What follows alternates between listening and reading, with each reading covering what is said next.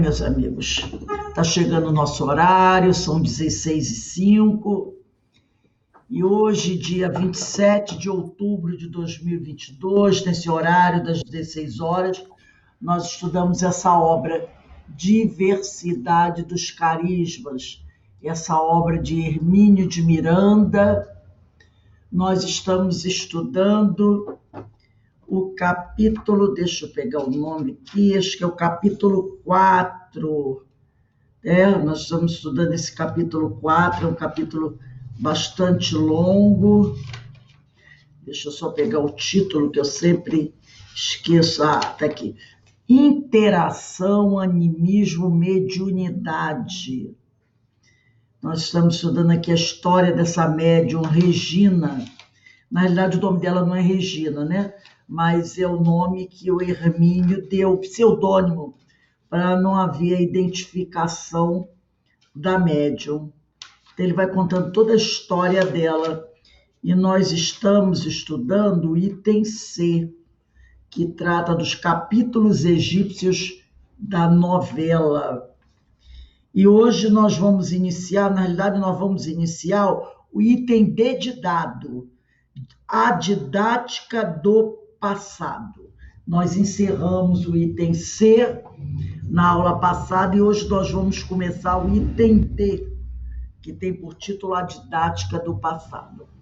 Mas antes de nós começarmos o nosso estudo, nós vamos elevar o nosso pensamento ao alto, agradecendo a Deus, agradecendo a Jesus, a bênção que Ele nos concede de podermos nos reunir aqui para juntos estudarmos, refletirmos sobre essa doutrina abençoada que tanto tem nos amparado e nos dado a sustentação que precisamos para prosseguir a nossa caminhada. Obrigado, Senhor. Obrigado, amigos queridos da espiritualidade, que sempre se reúnem conosco nesses estudos, nos inspiram, nos sustentam, nos amparam, nos ajudam a nos acalmarmos para que possamos realizar as nossas tarefas. Agradecemos também a Francisco de Assis, esse podemos dizer assim, né, o orientador, o mentor espiritual de nossa casa, que é o CEPA, Sociedade de Estudos de Francisco de Assis, que com seu amor tem nos amparado há tanto tempo. Que a tua luz, Senhor, continue a alimentar os nossos caminhos. E te pedimos agora, amorosamente, que nos permita iniciarmos os nossos estudos do dia de hoje, graças a Deus. Bem, meus irmãos, vamos começar aqui no item D, que fala sobre a didática do passado. Então, nós estamos falando sobre a nossa irmã Regina, essa médium, né? Que ela está nos mostrando várias coisas sobre a sua vida. E aqui o Hermínio começa assim. O episódio serve também para demonstrar que o espírito parece saber que lembranças pode suportar e quais as que precisa sufocar por ainda não estar preparado para enfrentá-las em todo o seu impacto e crueza. Ele está tratando aqui daquela situação que envolveu a Regina, que foi da morte das sobrinhas dela lá no Egito, né? Aquela cena, aquela narração que ela fez, que deixou todo mundo chocado, todo mundo surpreso, né? Na realidade, lá no Egito, ele narrou aqui umas 2 vidas dela, pelo menos 2, mas a mais antiga é que trouxe aquele problema todo da morte das 2 crianças.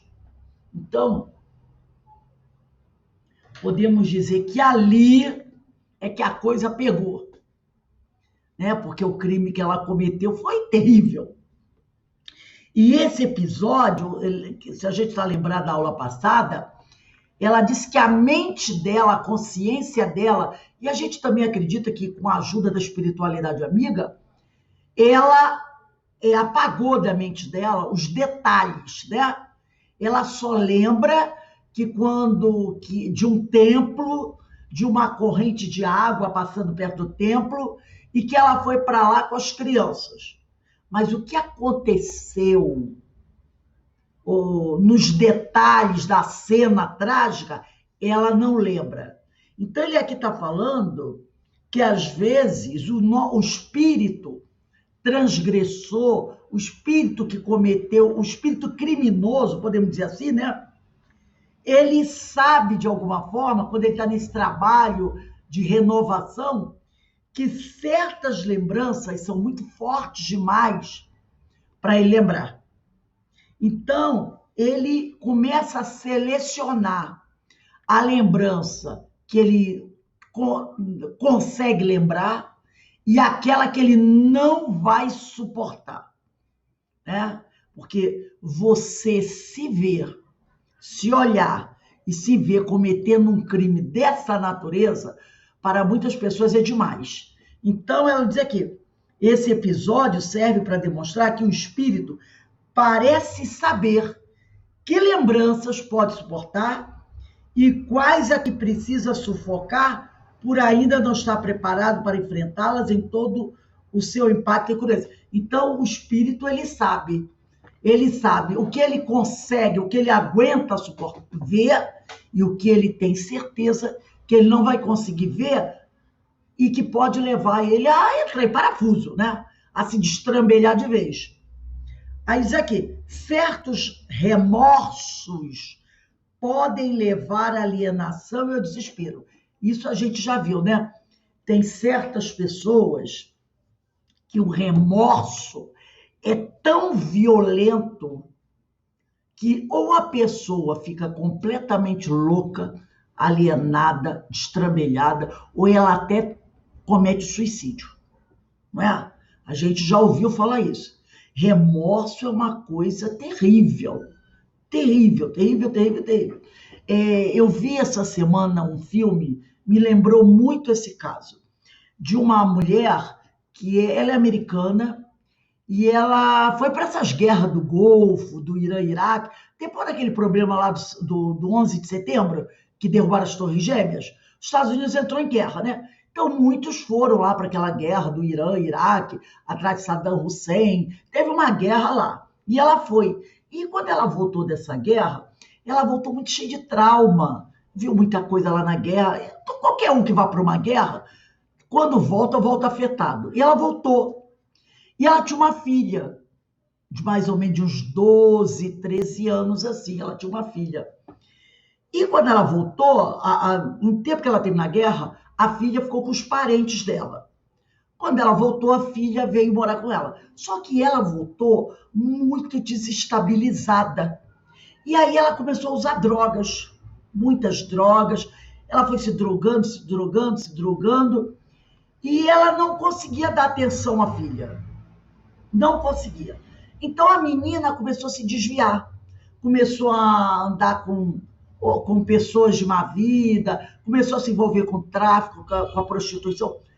E ela se drogando, se drogando, se drogando, não dava a mínima atenção à filha. Ela morava com a filha, mas ela não sabe, passava o dia todo drogada, a noite toda drogada.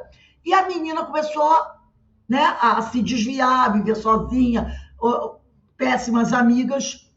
Numa noite, essa menina estava lá com um colega dela, da faixa etária dela, estavam armando alguma confusão, entendeu? Bem, a filha dela foi assassinada. 14 anos, foi assassinada. E aí a vida dela, quando vieram contar para ela, aí, né, a culpa dela foi aumentando, aumentando, aumentando, aumentando, e ela não conseguia deixar o vício ao mesmo tempo. Ao mesmo tempo que ela tinha culpa pela morte da filha, porque ela não deu atenção à filha, ela continuou se drogando. Passaram-se 10 anos nessa história, e aí depois de 10 anos ela consegue um auxílio, um tratamento, começa a melhorar, mas ela sempre carrega a culpa da morte da filha, porque ela largou a filha de mão por causa das drogas, né?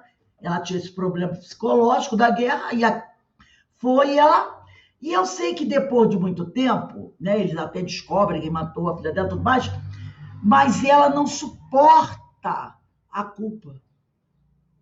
Porque a filha dela de 14 anos foi assassinada, porque vivia numa vida voltada para as drogas, para a prostituição, porque a mãe não quis, não suportando o trauma que ela trouxe à guerra, e não procurou um tratamento psicológico, ou até teve um tratamento, mas largava para lá, a mãe acabou se envolvendo com drogas, e o que levou à morte da filha, e no final, depois de 10 anos, de tanto remorso, o que ela fez? Tomou uma overdose de comprimidos com álcool e morreu, se suicidou por conta do remorso. Porque quando isso aconteceu, ela já estava sóbria, em tratamento, melhorando. Mas aí, quando descobriram quem foi que matou e por que a filha morreu, porque estava envolvida nessa vida, porque a mãe simplesmente deixou para lá, o remorso se acentuou e ela acabou tirando a própria vida. Então, é o que ele fala aqui, né? Certos remorsos podem levar à alienação e ao desespero. Nós estamos no item 10, William, a didática do passado, tá? Desculpe, item D de dado, a didática do passado. Então, eu trouxe aqui um trechinho desse livro. O de vocês deve ter uma capinha diferente, mas o meu é A Justiça Divina, de Francisco Cândido Xavier, pelo Espírito de Emmanuel. E aqui nesse livro tem um capítulo que se chama Fogo Mental. Quem quiser anotar, anota, e depois tiver em casa o livro Justiça Divina, dá uma lidinha nesse capítulo. Esse capítulo se chama, do livro Divina, Justiça Divina, Fogo Mental. Esse capítulo é referente à reunião pública de 6 de outubro de 1961, está na primeira parte, capítulo 4, item 2. E Emmanuel diz assim, sobre esse capítulo, Fogo Mental. Fogo íntimo, as consciências insensibilizadas do crime só lhe sentem as chamas quando as entranhas do espírito se lhe contorcem ao peso. Todavia, basta a ligeira falta cometida para que as almas retas lhes sofram as labaredas, né?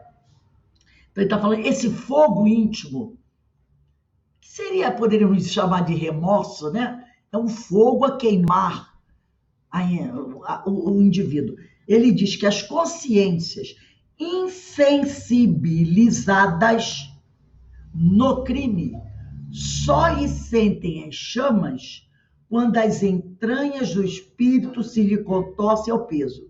Todavia, basta a ligeira falta cometida para que as almas retas lhe sofram as labaredas. Quer dizer, aquele que está mergulhado no crime até o pescoço, esse só sente esse fogo mental quando ele é altamente pressionado, tá? Esses que já estão acostumados a viver nesse mundo marginal, para que o remorso toque a ele tem que estar sofrendo uma pressão muito violenta. Porque o cara está acostumado à prática do mal.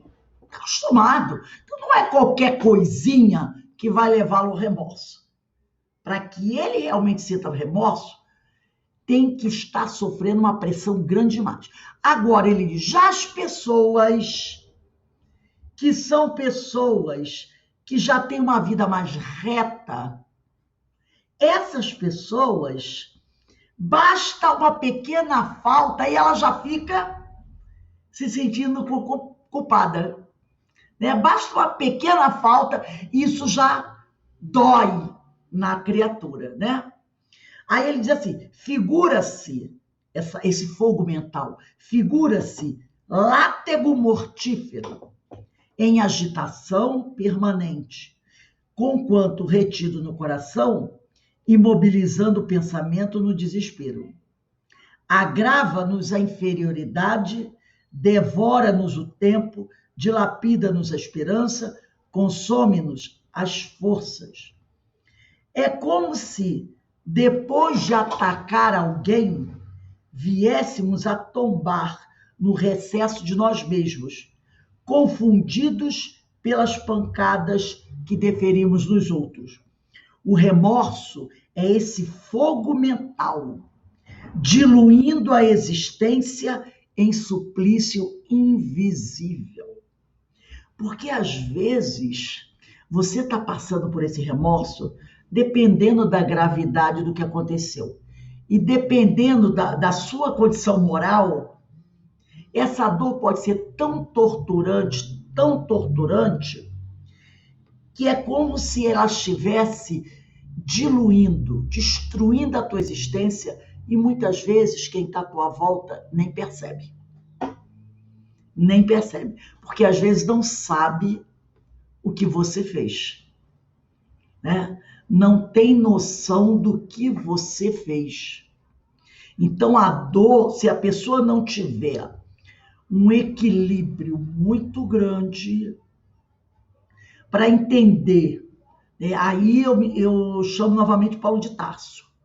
Ele sabia o que ele tinha feito, mas como ele sempre foi um homem muito forte, ele não se deixou destruir pelo remorso, pela culpa.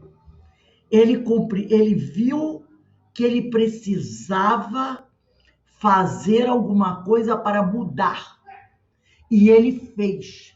Ao contrário de Judas, que era uma alma frágil, muito frágil, e que não teve essa estrutura emocional, religiosa de Paulo. E o que o remorso e a culpa fez com Judas? O levou a tirar a própria vida, né? Paulo não, Paulo sabia o que tinha feito. Ele teve noção do que ele tinha feito, e era terrível.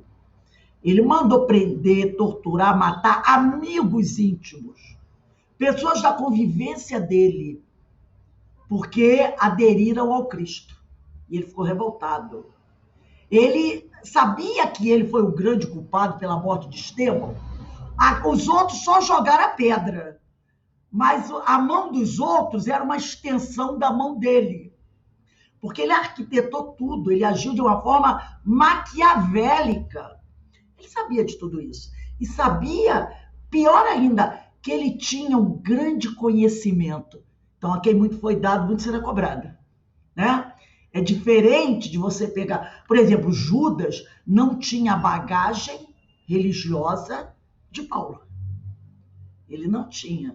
O que ele conhecia da religião era aquele tradicional que o homem judeu conhecia, e tudo bem, caminhou com Jesus, mas até então a gente não pode falar nada, porque Pedro também caminhou com Jesus e negou Jesus três vezes, e os outros, quando Jesus foi preso, o que fizeram? Todo mundo correu. Agora, Paulo tinha muito maior conhecimento que Judas, muito mais, e fez o que fez. Mas ele percebeu que somente através do trabalho pelo próximo, ele poderia o quê? Reparar o erro dele. Em nenhum momento ele pensou em se suicidar. Em nenhum momento. Nem no momento mais desesperador da vida dele, ele não pensou em acabar com a vida dele. Já Judas era uma alma mais frágil e não aguentou o remorso que caiu em cima dele quando ele percebeu que havia sido manipulado, porque ele foi manipulado por mentes muito mais capazes e maquiavélicas que a dele, que eram as mentes dos sacerdotes do templo. Usaram ele, né? Usaram a boa fé dele, aquele amor que ele tinha dele. Então, o que ela está dizendo aqui, né? Que certos remorsos, o Hermínio está dizendo, podem levar à alienação e ao desespero. Mas nem sempre é o erro que se pretende esquecer, ou pelo menos não se deseja lembrar. Então, Hermínio diz isso. Nem sempre é o erro que se pretende esquecer, ou pelo menos não se deseja lembrar. São também episódios e vidas inteiras em que temos receio de tocar. Então, às vezes, não é só num fato da tua vida que você quer esquecer, como a Regina, né? Aquele fato da morte das crianças. Ela queria lembrar, ela queria esquecer aquele fato. Aqui ele diz, nem sempre é um fato no meio de toda a tua existência. São vidas inteiras, né?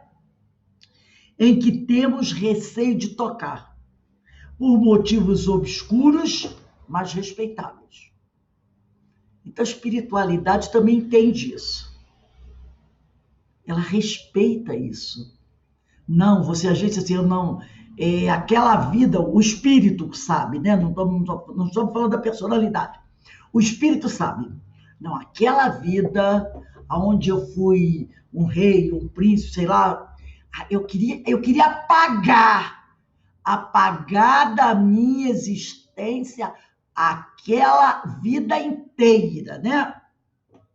Ocorre-me isto ao lembrar-me de algumas regressões de memória promovidas por magnetização, nas quais os sensitivos pediam para não serem levados a certas épocas passadas, ou ainda que, desejando ir lá, uma vez mergulhados no transe, a partir de uma ótica diferente daquela da vigília, preferiam, por sua própria iniciativa, não sacudir a poeira dos séculos, que recobria certas lembranças potencialmente perturbadoras. Então, ele está falando aqui que quando alguns irmãos desses fazem essas regressões de memória por estar sendo hipnotizado, né?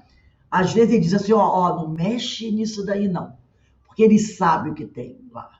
E ele, como nós vimos, né, ainda não está preparado para enfrentar certas lembranças e o seu impacto, né, e crueza. Não é à toa que esquecemos o passado quando reencarnamos. Olha que misericórdia do Senhor. Quando nós reencarnamos, o que ele faz? Esquece tudo isso daí. Deixa lá no passado, arquivadinho. Não é fazer o fato desaparecer. Que isso aí não vai desaparecer. O fato aconteceu. Agora, você precisa passar pelo esquecimento para que você possa caminhar. Porque se a gente reencarnasse, depois, vamos dizer assim, depois dos 15 anos, já é adultozinho, para não dizer que é crueldade com criança, né? Depois dos 15 anos, se abrisse aquela porta do porão, gente, nós não iríamos aguentar as lembranças atrozes que poderiam vir daí. Então ele diz aqui, não é à toa que esquecemos o passado quando reencarnamos, né? E aí Deus é muito sábio, né? E aí ele diz aqui, a lei divina que nos protege com o esquecimento é sábia e justa, como todas as demais. Porque todas as leis do Senhor são sábias e justas. E essa lei aqui, que é uma lei divina, que nos protege do esquecimento, também é sábia e justa, tá?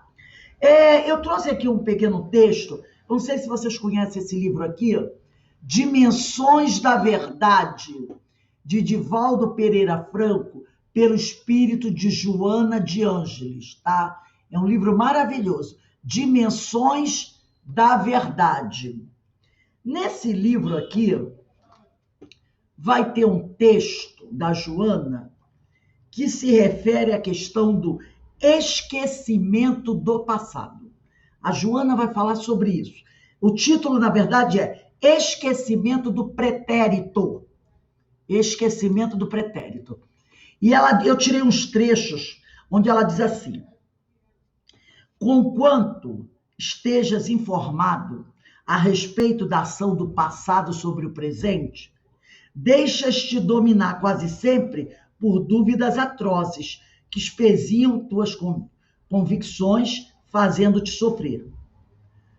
Você conjecturas quanto ao esquecimento que acompanha o espírito da reencarnação e supões que esse esquecimento, de certo modo, se faz obstáculo ao discernimento entre amigos e adversários da tua felicidade. Então, às vezes, a pessoa diz assim: puxa vida, eu queria tanto lembrar para poder saber quem eu fui na vida passada, para poder saber quem são esses que fazem parte da minha vida, até para eu saber se foram amigos ou não. Porque se foram amigos, maravilha, eu posso até tornar mais íntima a minha relação. Mas se foram adversários, eu já vou ficar, de olho neles. Já vou ficar. Então, muita gente, gostaria de lembrar. Aí ela diz assim: seria mais justo que, assim pensas você, em momentos de rudes provanças, os centros da memória anterior fossem libertados e a censura que frena as recordações deixasse fluir os rios do conhecimento de modo a agires com acerto. Então, nós pensamos que seria até mais justo ter a lembrança das coisas do passado.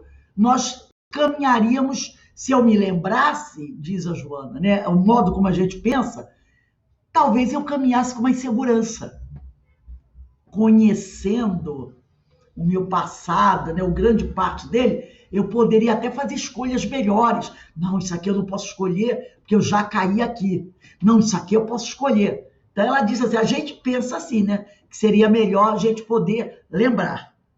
Aí ela diz assim: confessas intimamente o tormento que te consome por caminhares sem o conhecimento do destino, tendo em vista a ignorância do passado, assinalando desolação e dor. E conclui apressado que a reencarnação, então, em tais bases, com o esquecimento, não expressa condignamente o amor de nosso Pai, afirmando que em ti mesmo não encontras na memória os fundamentos que favoreçam a segurança que gostaria de possuir para levares de vencida experiência evolutiva. Então a pessoa também lembra, poxa, se eu me lembrasse do que eu vivenciei, se eu me lembrasse de como era a minha vida no plano espiritual, primeiro, eu não teria dúvida que o espírito é imortal, eu não teria dúvida que a vida continua, porque eu me lembraria do tempo que eu fiquei na erraticidade, eu teria mais firmeza das minhas escolhas, eu veria Jesus e teria certeza que Jesus é uma figura verdadeira e não uma criatura criada pela mente de alguns religiosos. Porque tem pessoas que têm essa teoria, Aí ela diz assim: ao invés de castigo, o esquecimento das vidas passadas é dádiva celeste. Porque a gente vê o esquecimento, às vezes, como um castigo. Já que eu não posso me lembrar, eu caminho com incertezas. Então, às vezes, você pensa que o esquecimento é um castigo. E ela diz aqui, ao invés de castigo, o esquecimento das vidas passadas é dádiva celeste. Aí ela começa a colocar o pensamento dela. Desejarias identificar os adversários da tua paz e os cooperadores da tua alegria? Examina, no entanto, as afinidades, considera as emoções junto aos que te cercam, medita e conclui com auxílio do tempo. Se em ignorância quanto ao mal que te hajam feito, eles, os teus familiares, te sentes incapaz de fitá-los, entendê-los, ajudá-los e amá-los, oferecendo-lhes compreensão e simpatia, como te portarias se na filha revel identificasse a antiga companheira que o adultério arrastou? No irmão consanguíneo, o destruidor do antigo ninho de venturas, que o tempo não consumiu. no pai ou mãe, no filho ou no outro parente, o arquiteto da tua ruína ou a vítima da sua sandice, né? Muitas vezes você nem sabe quem foram teus parentes, nem sabe.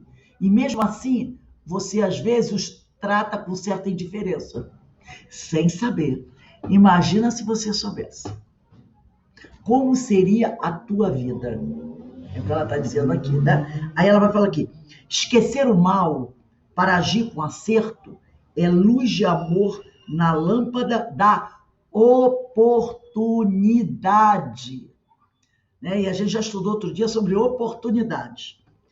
Considerando a pequenez e a inferioridade moral de quantos se encontram na Terra, o abençoado hospital-escola para os recalcitrantes, os excelsos promotores dos renascimentos fazem que a mente espiritual mergulhe no esquecimento, a fim de que as lembranças dos atos infelizes não os enlouqueçam e as evocações abençoadas não os paralisem em recordação insensata ou improfícua.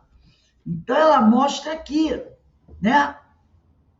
Como disse o Hermínio aqui no final, a lei divina que nos protege com o esquecimento é sábia e justa, como todas as outras leis de Deus.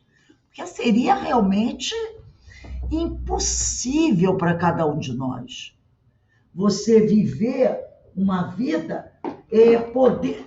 E detalhe, aí que vem o detalhe mais interessante. Você sabe quem eles são, né? Se fosse possível, mas eles também saberiam quem nós somos. Não é verdade? Porque essa é a questão. Você pensa muito no seguinte: eu gostaria de lembrar, mas a lei seria para todos.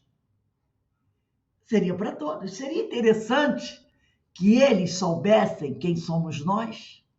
Ao olhar para nós, eles pensassem: ele é uma serpente que está pronta a me picar e me matar a qualquer momento. Já pensou? Seu filho, sua mãe, seu irmão, olhando para você e pensando: você não vale nada. Você não presta. Você pelo amor de Deus. Seria feio, porque a gente pensa muito assim, né? Eu olhando e vendo quem me matou, quem me perseguiu e quem me ajudou. Aqueles que me prejudicaram, eu sabendo quem são, vou tomar distância deles. Aqueles que me ajudaram, eu vou querer me aproximar deles. Mas o outro lado também vai pensar a mesma coisa de você. Não é? E aí, quando alguém olhar para você, você vai pensar: eu sei por que você me olha com tanto ódio. Gente, já pensou? O irmão seu, você olhar para o seu irmão e pensar: eu sei por que, meu irmão, você me olha com tanto ódio. Que coisa, seria terrível. Não é? Seria terrível. Então. A reencarnação ia perder muito, muito do objetivo, né? Nossa! Né? Então, realmente, a lei divina, como diz o Hermínio, que nos protege com o esquecimento, é sábia, é justa, justíssima. Graças a Deus, Deus é mais inteligente que a gente, vamos dizer assim, né? Porque, né, meu Deus, nós não aguentaríamos. Aí continua aqui o Hermínio. O repertório das novelescas aventuras, porque realmente, né, quando a Regina vai contando a vida dela, parece uma novela, né? O repertório das novelescas aventuras e desventuras de Regina é praticamente inesgotável, porque todo espírito tem quantas reencarnações? São milhares de reencarnações, né? E há sempre uma lição ou outra a retirar desses episódios. Em seus arquivos espirituais, Há existências de projeção social, riqueza e poder, e outras de penúria, renúncias e dificuldades. Quanto ao amor, parece que a grande lição dessa agitada multibiografia é a de que permanece como fruto proibido, até que consiga decantar-se das impurezas da paixão. Porque tudo que ela fez de mal, inclusive a morte das crianças, foi motivada por paixão, não é? Foi paixão. Ela tinha raiva da irmã porque tinha casado com um homem que ela amava. E aí ela cometeu aquele ato terrível. Então, ele diz aqui que parece que ela, né, vai levar ainda muito tempo para poder viver um amor tranquilo. Porque o espírito dela ainda precisa se decantar. É fazer a separação, né, das impurezas da paixão, que levaram ela a muitas atitudes. Na verdade, ela ainda tem, né, resquício de paixão, né, dentro dela. Tanto que o Ela ainda amigo, carrega isso, né? Então, tanto que o amigo espiritual falou para ela: você precisa perdoar. E falou nessa vida atual, que ela é Regina.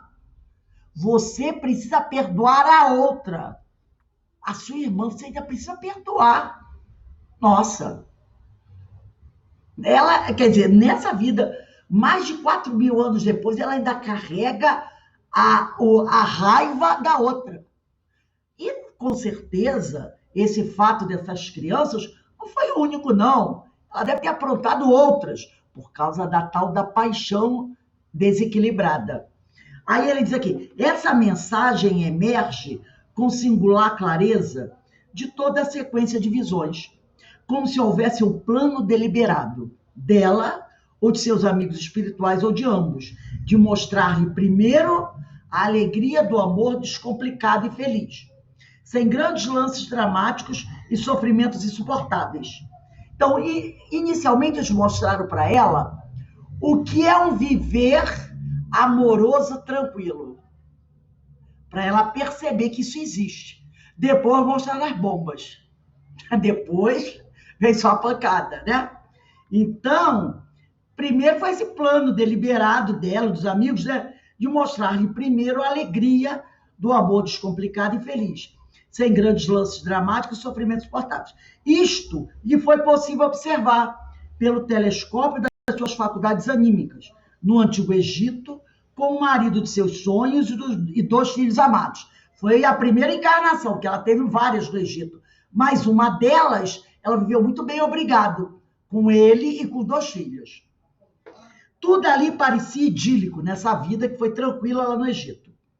Em paz, como se a felicidade houvesse encontrado, afinal, na terra, um ninho onde se abrigou. Não era bem isso, contudo. Pelo que aconteceu posteriormente, nas várias existências em que a pessoa de seus sonhos lhe é subtraída por outra, ou está fora de seu alcance, depreende-se que era preciso aprender ainda a lição da renúncia. Porque nessa vida do Egito, que ela foi casada, teve 2 filhos, ela morre primeiro que o marido dela. Aí depois é que ele vai casar com outra mulher. Mas aí ela teve uma vida tranquila. Agora, ela viveu outras existências onde ela não teve a oportunidade de estar com ele. Ou ele era casado com a outra, ou qualquer outra coisa. Mas aí ela tinha que aprender a lição da renúncia. E aí é que a coisa complicou. Entendeu? E esta foi muito difícil. Né? Difícil demais. Acima das resistências íntimas. A tal lição da renúncia.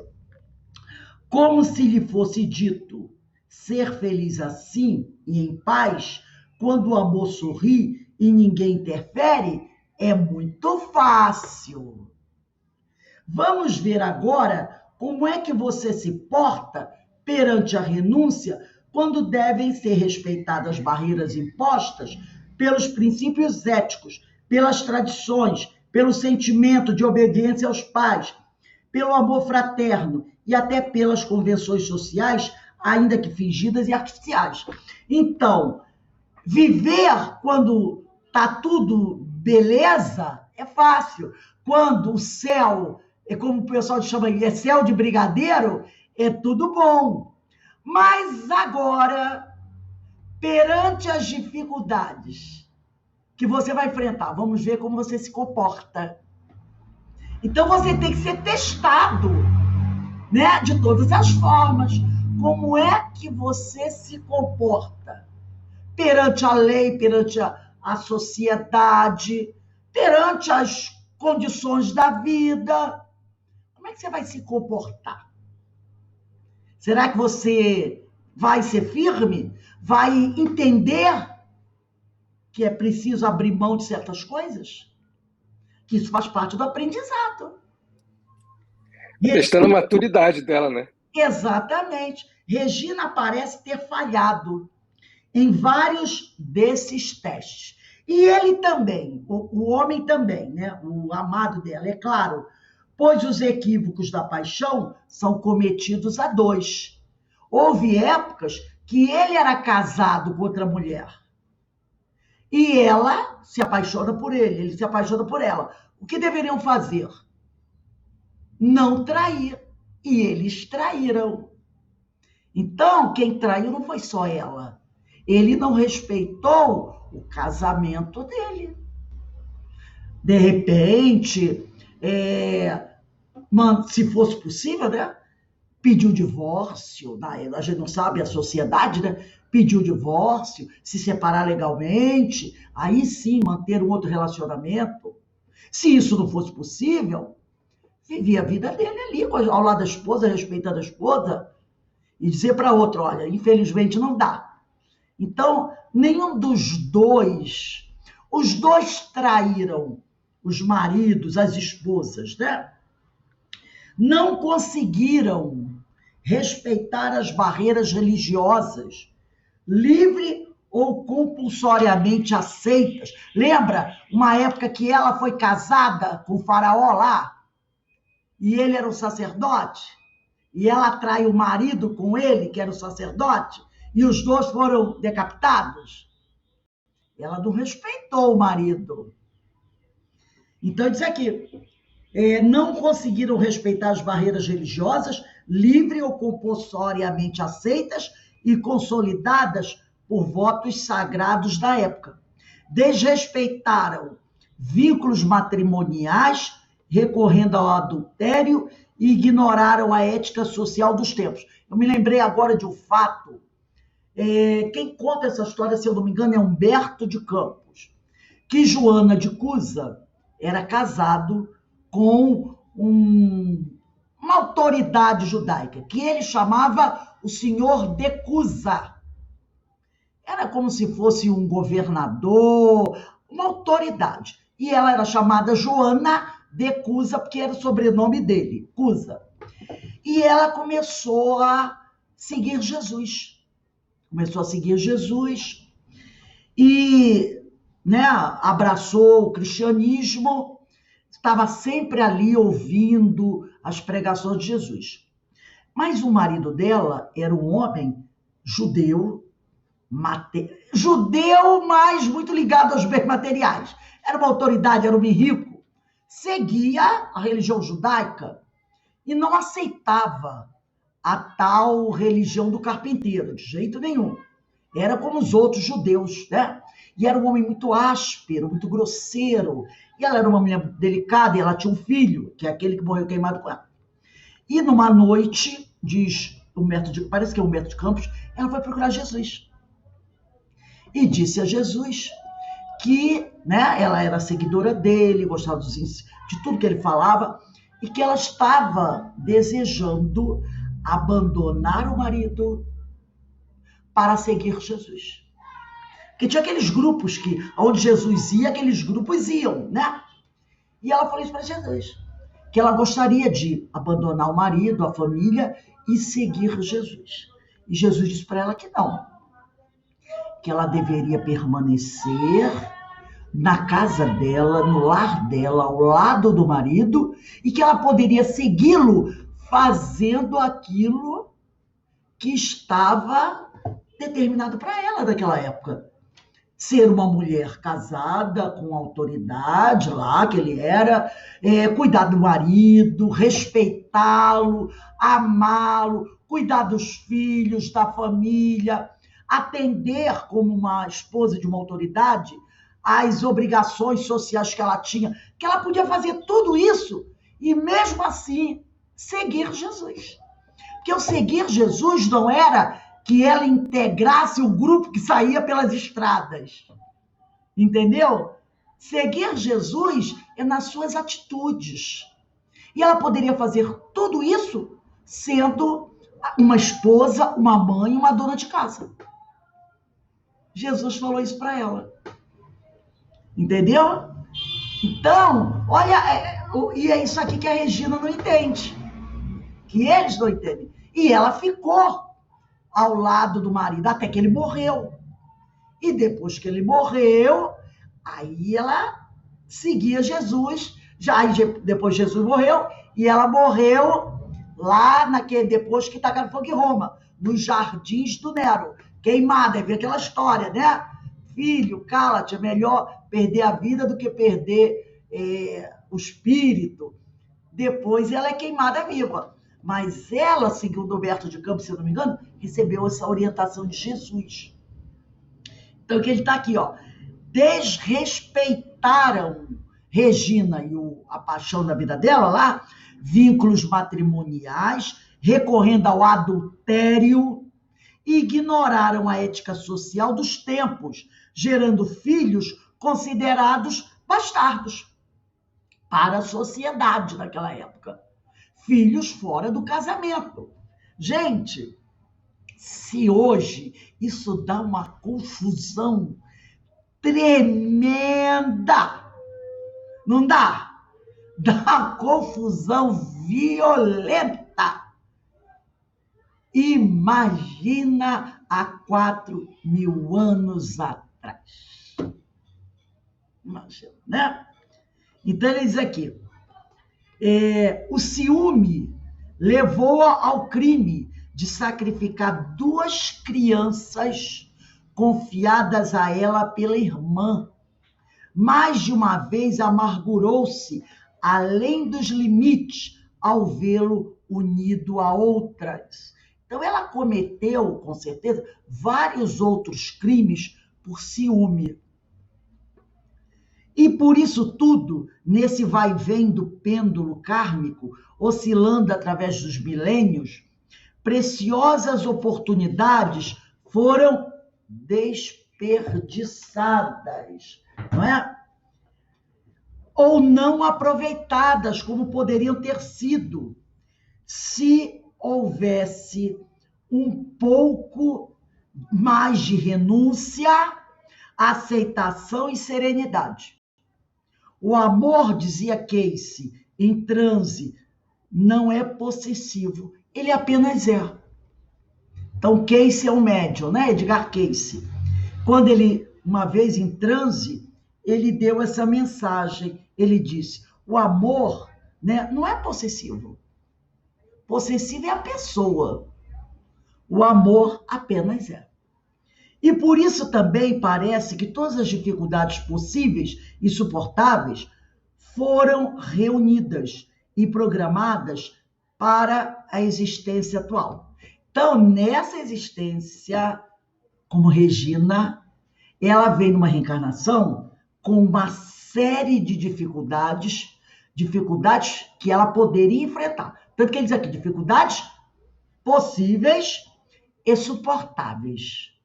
Foram reunidas nessa encarnação e programadas para a existência atual, na qual ela se decidiu. Lembra, no livro dos Espíritos, daquela questão, é até uma questão que a gente está estudando, né? Deixa eu ver aqui se eu acho aqui. Sobre as provas. Nós estamos estudando a questão, qual mesmo, hein, gente? 258, não é isso? Deixa eu ver aqui se é 258. Ah, diz aqui, ó. 258 é 258A. Não, 258 mesmo. Kardec pergunta: no estado errante e antes de começar a nova existência corporal, o espírito tem consciência e previsão das coisas que lhe vão acontecer durante a vida? E os espíritos respondem: ele, o espírito, ele próprio escolhe o gênero de provas que deseja sofrer. E nisso consiste o seu livre-arbítrio. E nós falamos sobre o que é esse gênero de provas. Por exemplo, uma pessoa vai reencarnar e ela diz assim: eu quero passar pela prova da doença. Mas é isso aí, prova da doença. Você não escolhe que tipo de doença, entendeu?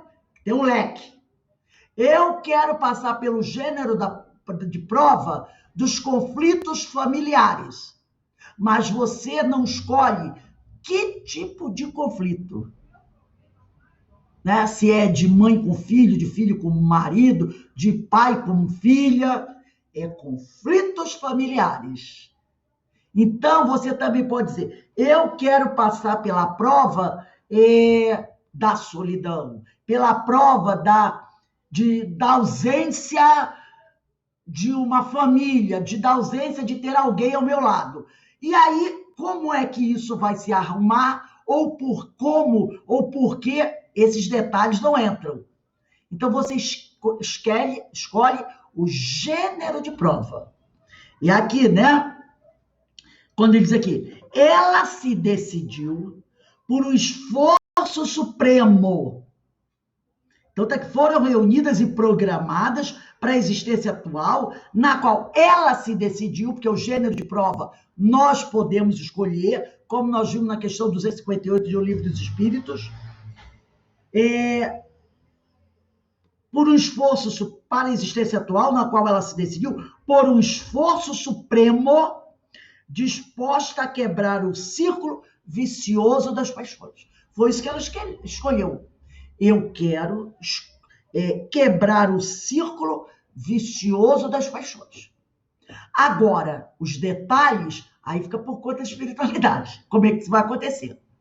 Esse é o gênero de prova que ela escolheu. Porque o grande problema da vida dela foi por causa da paixão desequilibrada. Porque tem a paixão boa. Porque quando a gente fala paixão, muita gente acha que paixão é coisa... Não, eu tenho paixão por realizar uma tarefa que eu sei que será boa para as outras pessoas. Não é interessante? Aí você se dedica àquilo com paixão, né? Se dedica com amor. É uma paixão boa. Mas o problema dela é que é a paixão em desequilíbrio. E tem detalhe, né? Para realizar certas tarefas, se você não for apaixonado pelo que você faz, você não vai ter sucesso. Não é verdade? Para algumas coisas que a gente faz, que a gente acha legal fazer, a gente tem que ser apaixonado pela tarefa, pela nossa profissão, por aquilo que a gente faz. E a gente faz ganhando bem ou ganhando mal. Não é? Tem tantas pessoas que realizam tarefas maravilhosas e você diz assim: quanto é que você ganha? Aí ele diz tanto. O quê? Você faz isso tudo e só ganha isso? Sim, mas por quê? Porque ele é um apaixonado por aquilo que ele faz. Ele é um apaixonado.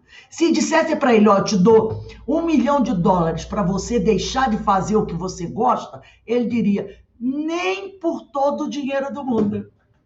Porque isso é a minha vida. Sem isso eu não sou nada. Eu vou botar o dinheiro no bolso e vou morrer seco, né? De paixão por não estar fazendo aquilo que eu gosto de fazer. Então, quando alguém realmente descobre o que gosta de fazer de verdade, ele faz. Ele ama fazer e faz o maior esforço do mundo para fazer o melhor. Não importa quantas horas trabalhe. Ah, tem que trabalhar até... Vai, eu faço porque eu quero fazer. Eu quero ver aquilo pronto, eu gosto daquilo. É isso que é o bonito, né? Então ele diz aqui: tudo jogou Regina tudo jogou do que tinha no tabuleiro de uma nova existência. Aceitou todas as regras do jogo perigoso. Humilhação, pobreza, a solicitude da multidão, que é a pior delas. Lutas e renúncias de variada natureza. E até a moléstia nitidamente kármica, que ela tinha uma doença, não me lembro bem, acho que ela era diabética, né?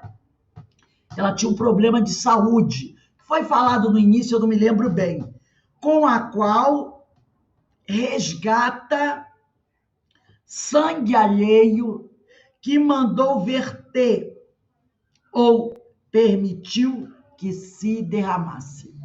Então, sabe de que eu me lembrei agora também? Falando sobre isso? Dona Ivone Pereira. Dona Ivone Pereira. Ela teve essa reencarnação atual, como ele disse aqui, né? Jogou tudo que tinha no tabuleiro de uma nova existência. Todo mundo conhece um pouco da história de Dona Ivone Pereira. Dona Ivone Pereira queria ser pianista. O piano ficou na casa dela só de enfeite. Queria casar. Foi noiva, parece que 3 vezes. O casamento não foi à frente. E os amigos espirituais diziam para ela, quando ela dizia assim, eu vou casar. Não adianta, Ivone, você não vai casar. Ela dizia, eu vou casar. Arrumava o namorado, ficava noiva, daqui a pouco o casamento acabava. Parece que ela ficou noiva 2 ou 3 vezes. E a espiritualidade, Charles, dizendo, você não vai casar. Ela dizia, eu vou casar. Tem uma história no livro que ela conta sobre, não sei que lá, de serena, né? Confissões de uma vida serena, é um dos livros de entrevistas que conta sobre ela, né? Eu sei que a palavra serena tem no título da obra. Eu não me lembro bem o nome, mas é assim. E ela... Mediunidade Serena. Eu tenho esse livro. Mediunidade Serena. Eu me lembro que eu dei para o pessoal que trabalhava na minha mesa um dia como presente de Natal. Eu dei para todo mundo, né? Mas eu esqueci o nome. Eu sei que eu dei para a Verinha, dei para o Eloá, o pessoal que era da minha mesa. Não, estou falando, Rose. Mediunidade Serena. Só isso, mediunidade serena? Eu acho que tem mais uma outra palavra. Sim, mediunidade serena. Mediunidade serena. E aí, ela queria uma festa. Ela queria uma festa. E ela disse para ele, eu vou na festa. E o amigo espiritual, não me lembro, foi o Charles, disse, não, você não vai. E ela, eu vou. Eu vou nessa festa. E ficou naquela, você vai, você não vai, você vai, você não vai. O que ela fez? Se arrumou, pegou a bolsa dela e saiu pelo corredor. No meio do corredor, ela escorregou, caiu, quebrou a perna. Ela escorregou, caiu e quebrou a perna. Esse tombinho aí, né? Porque eles disseram para ela, você não vai. E ela, eu vou. E se arrumou, aí levou um escorregão, caiu e quebrou a perna. Não foi para a festa. Então, ela tinha umas teimas dela, entendeu? Mas ela teve uma vida de quê? Pobreza, muito pobre. Teve uma época que ela não tinha papel para psicografar. Aí ela pegava papel de pão, que antigamente essa história do papel de pão, papel rosa, né? E ela passava para poder anotar os textos de Leon Denis, ditava para ela. Foi muito pobre. Teve, no início da vida dela também, foi muito doente, né? Olhava para o pai dela e não enxergava, não reconhecia o pai. Que o pai dela, para ela, era Charles, não aquele pai que estava ali. Foi muito pobre, sofreu humilhações, dúvidas em relação ao trabalho, né? Mas ela passou por uma reencarnação onde ela saiu vitoriosa. Ela foi, se eu não estiver enganado, 3 vezes suicida. Fora outros crimes que ela praticou. Porque parece que ela matou um marido também envenenado. Tem uma história dessa aí, no meio dessas obras. Então, ela tinha. Mas nessa encarnação, ela também veio para ter aquele grande salto de qualidade. Quem conhece a vida dela, já estudou a biografia dela, sabe o que ela passou nessa reencarnação. Não foi uma reencarnação assim, facilzinha, não. Ela teve que renunciar muito à questão pessoal. Ela praticamente não tinha vida íntima. Trabalhava o tempo todo na mediunidade. Desde criança. Desde criança. Ela trabalhou com a mediunidade. Até os últimos dias da vida dela. Entendeu? Então a Regina aqui mostra isso aí. Que ela apostou tudo. Ela aceitou. Né? Aceitou que ela precisava de uma reencarnação aonde ela pudesse resgatar muito dos erros do passado e poder, a partir daí, começar a melhorar. Então, é o que ele diz aqui, né?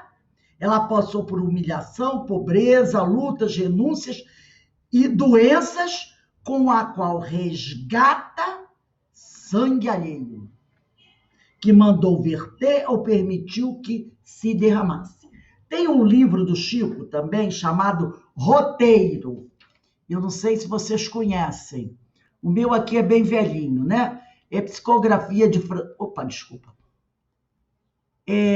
Psicografia de Francisco Cândido Xavier pelo Espírito Emmanuel. O meu é um livrinho bem antigo, daquela coleção, né? Mas é Roteiro, né? E nesse livro Roteiro, no capítulo 7, o capítulo 7 chama No Aprimoramento.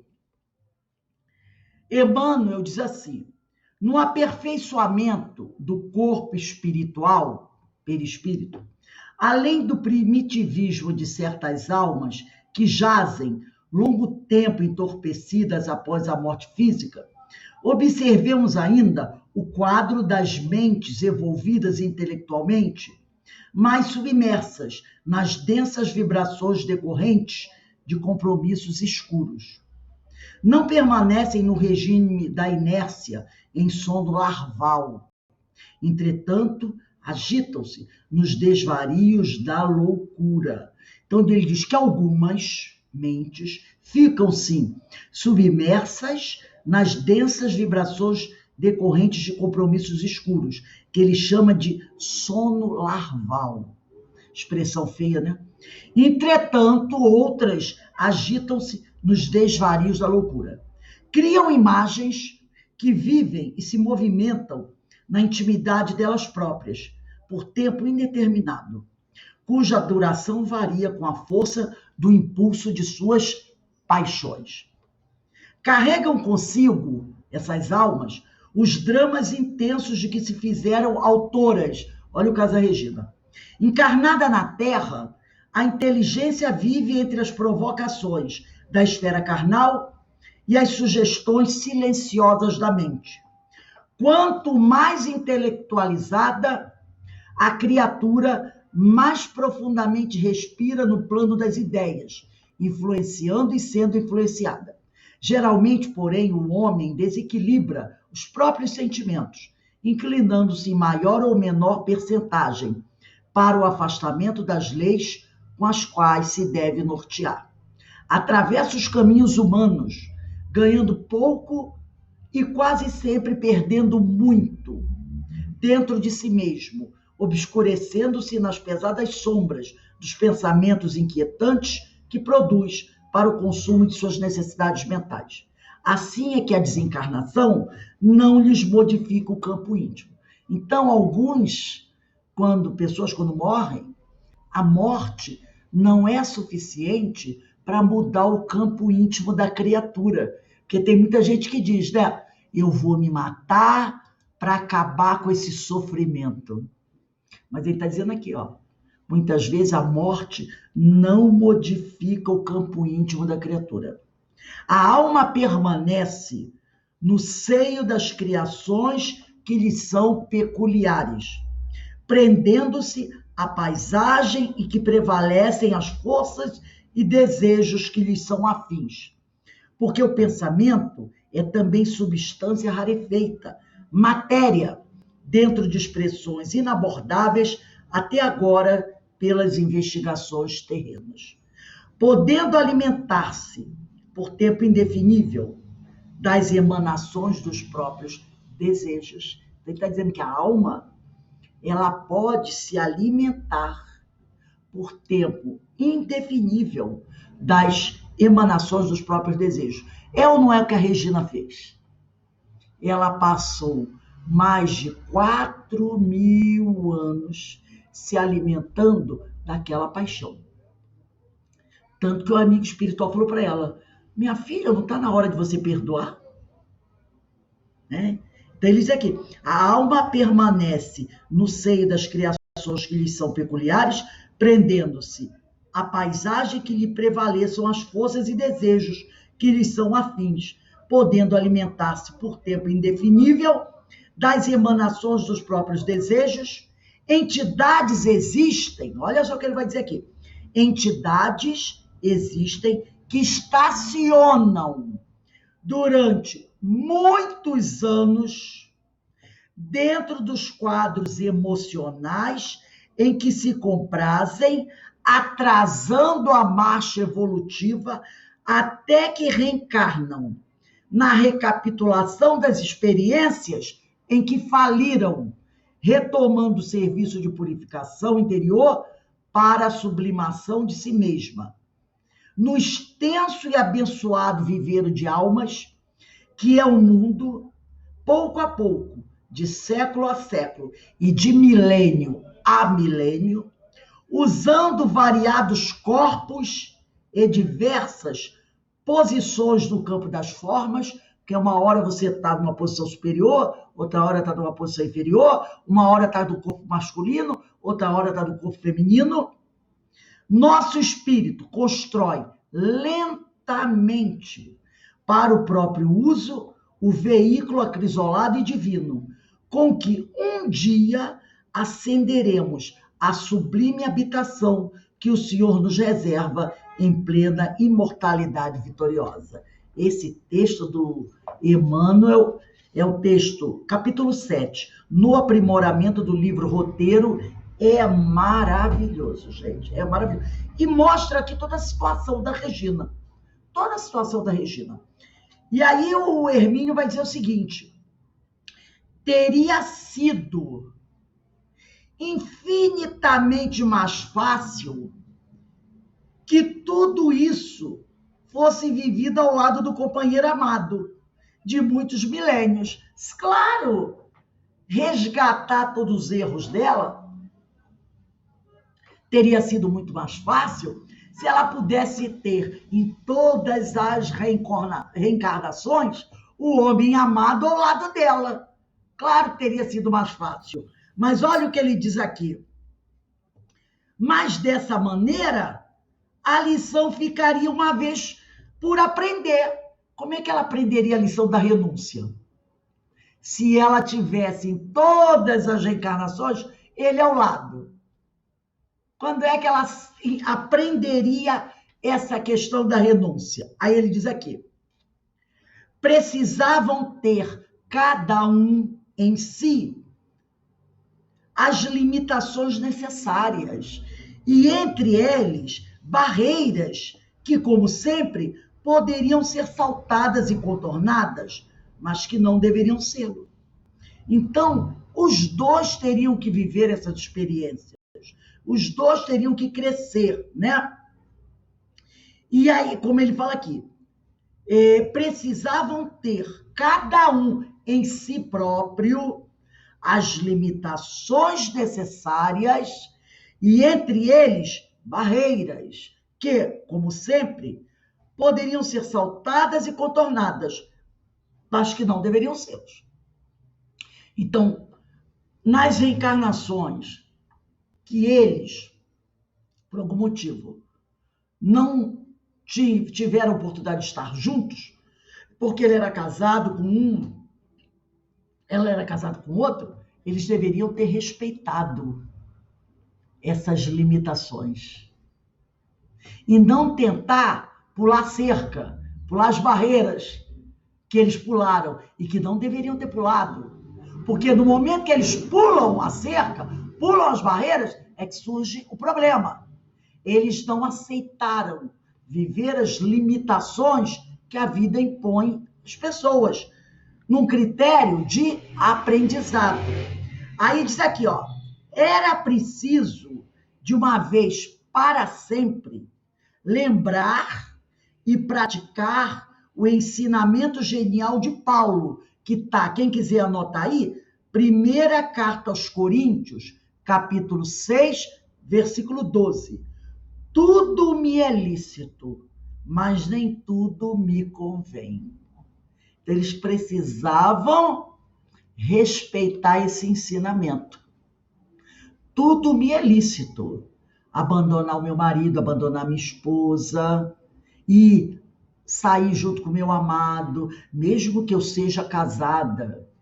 Eu abandono meu marido e vou com ele. Ah, ele é casado, eu não respeito a mulher dele. Eu vou ter um caso com ele. São barreiras que eu não deveria pular, mas eu pulei. Me é dado esse direito? Eu tenho livre-arbítrio. Mas como Paulo falou, tudo me é lícito, mas nem tudo me convém. Está lá em 1 Carta aos Coríntios, capítulo 6, versículo 12. E continua aqui, Hermínio. Realmente, lícito é, no sentido de que a lei divina tem soluções e dispositivos corretores para qualquer situação equívoca, mas nunca será mais conveniente para o caminhante atravessar pantanais e galgar montanhas pedregosas e escorregadias, se puder subir pela estrada principal, em companhia de seus amigos, de mão dadas com seus amores, a alegria no coração e a convicção da vitória final mais perto, ali adiante, há uns poucos séculos apenas. Para que levar milênios fazendo o que podemos fazer em alguns séculos? Tudo me é lícito. Ah, matar o outro me é lícito? Eu posso, porque a lei vai arrumar um meio de me corrigir. Não é porque eu pulei a cerca que vai ficar por isso mesmo. A lei vai me corrigir porque ela tem dispositivo para isso. Só que essa correção vai levar milênios. Esse trabalho de correção vai levar milênios. Por que perder tanto tempo, então? Por que não aprender a renunciar para poder chegar mais rápido? Esse é o grande problema nosso. Quando alguém dizia assim, ó, tem aqui uma estrada reta. Só que para você seguir essa estrada reta, se você seguir essa estrada reta, você vai chegar ao seu objetivo. Só que a estrada reta tem alguns obstáculos. Aí você diz assim, não tem um desvio, não? Não tem uma estradinha aí de lado, qualquer coisinha para eu chegar lá? Tem. Só que se você quiser entrar nessa entradinha, para evitar certos obstáculos aqui, você corre uns riscos, você vai ter que pagar um pedágio caro, pesado. E vai ser prazeroso? Em alguns momentos vai. Então eu prefiro. Aí eu vou. A lei vai me alcançar de qualquer maneira, porque ela tem dispositivos para corrigir. Por isso que ele diz, tudo me é lícito. Tudo me é lícito. Porque como ele diz aqui, né? A lei divina tem soluções e dispositivos corretores para qualquer situação equívoca. Eu vou chegar lá. Não é porque eu me desviei que eu não vou chegar. Eu vou, que a lei vai me corrigir. Mas eu posso fazer a caminhada mais rápida. Eu posso evitar milênios de dores. É só eu seguir a estrada reta. Tem que fazer algumas renúncias, mas eu vou chegar mais rápido. É tudo escolha minha, decisão minha, né? Aí ele diz aqui, para que levar milênios fazendo o que podemos fazer em alguns séculos? Isto quanto aos aspectos éticos do problema. Proponho que vejamos a seguir, no outro item, né, que é o item 5, outros aspectos implícitos na mecânica do fenômeno anímico da penetração do passado. Vamos em frente. Então, nós vamos parar aqui, né? Então, ele trabalhou aqui na questão dos aspectos éticos, né? Porque todos nós temos que obedecer. A próxima semana é dia 3, né? É dia 3. Todos nós temos que aceitar esses aspectos éticos. Mas a gente prefere, muitas vezes, os descaminhos para não perder alguma coisa. Só que a gente perde muito, muito, muito mesmo, né? E foi o caso da Regina. Se ela tivesse respeitado os momentos que ela, e se ele também, né? Não pudesse estar juntos, ou porque ele era casado, ou por outras razões, ou porque ela era casada, nada disso teria acontecido. Só que ela não aceitava não respeitar.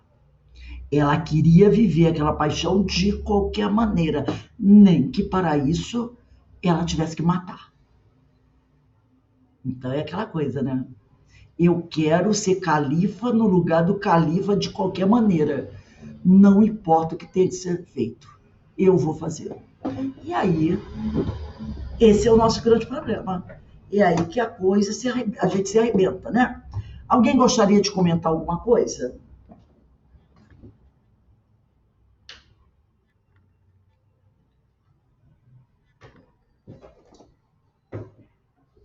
Tudo bem? Então, que a gente possa, né, aproveitar essa oportunidade para refletir bastante sobre esses assuntos, para refletir as nossas escolhas, não é? O Evangelho de Jesus diz isso. Está lá, os 10, vamos dizer assim, a lei do Senhor, está nos 10 mandamentos. Não matarás, não roubarás, não cometerás adultério, respeitará pai e mãe, respeitará a mulher do próximo, não desejará o bem do próximo, né? Vai amar a Deus sobre todas as coisas, ao próximo a ti mesmo. Se a gente seguir essa regra, vai se informar a muitas dores. Fala, Carmen. Mas a pessoa tem que crer na reencarnação, senão não adianta. Sim, é claro.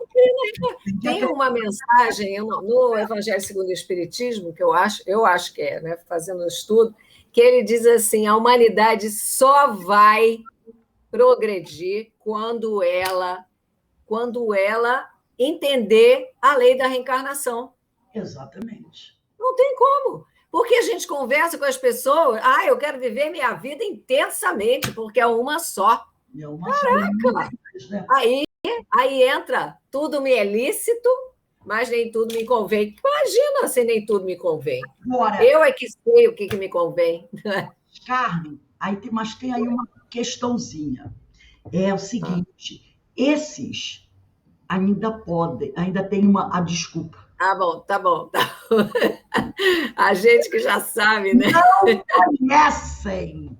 A gente que já sabe não tem mais esse direito, mas agora falando Jesus, ela tem. Então ela fica, né? A nossa cela vai ser pior, né? A nossa ignorância. Nós já sabemos, então não adianta enrolar aquele enrolation. A nossa ignorância nos protege. Mas somos 7 aqui, encarnados.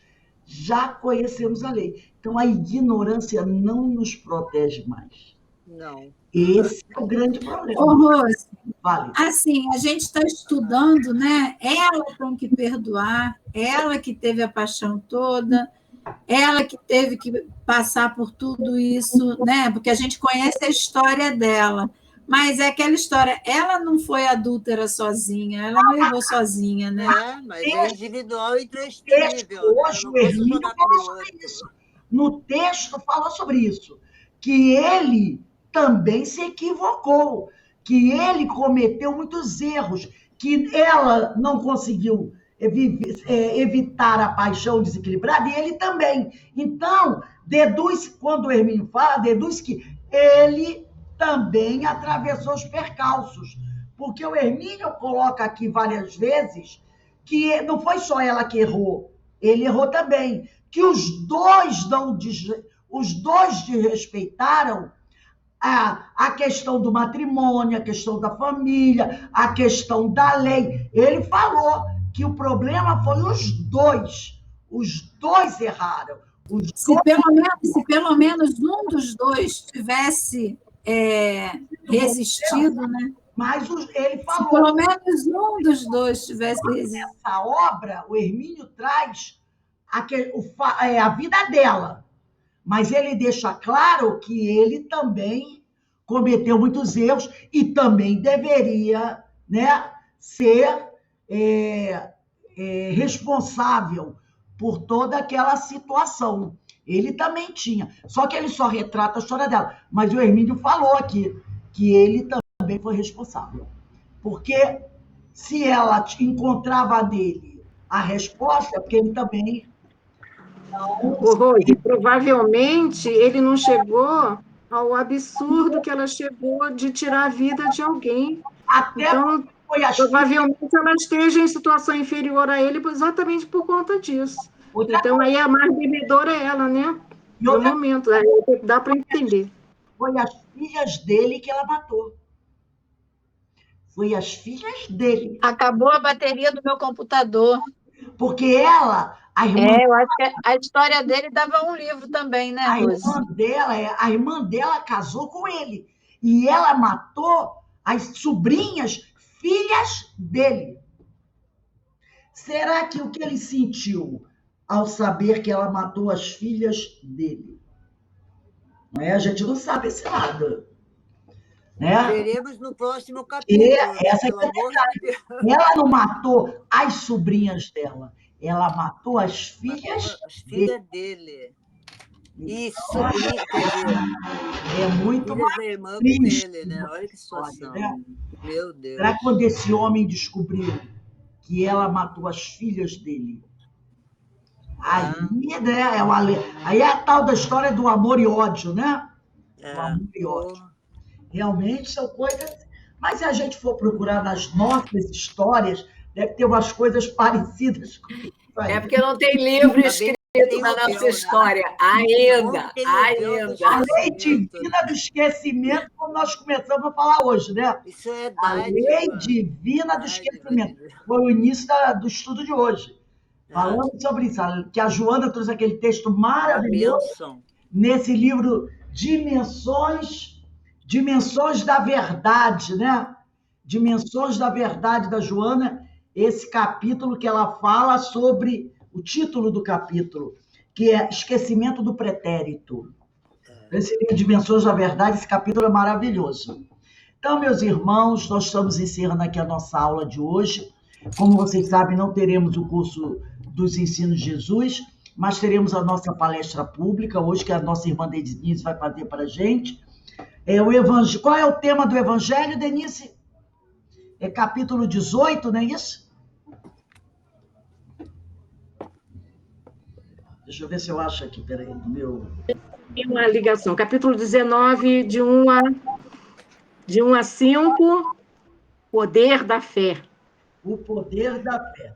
Então, 18h40, nós estaremos aqui para a nossa palestra pública, tá bom? Então, Verinha, faz a nossa prece de encerramento, por favor.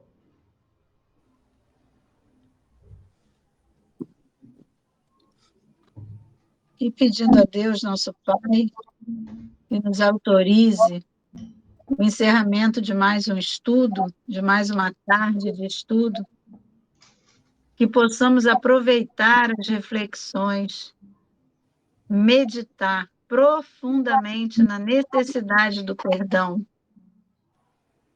e pedir a Deus que possa aumentar a nossa fé no futuro, para que a gente meça as nossas atitudes no nosso presente. Que os estudos nos fortaleçam e que cada vez mais o Evangelho seja o nosso norte. Que assim seja, graças a Deus. Graças a Deus. Então, meus irmãos, Até amanhã. quem não vai estar conosco na palestra, amanhã estaremos de volta às 16 Até horas. amanhã, gente. Até amanhã. Beijo. Tudo de Tchau. bom. E as parábolas. Fiquem com Deus, que o Senhor nos abençoe a todos. Tchau, beijo. Beijo, saúde.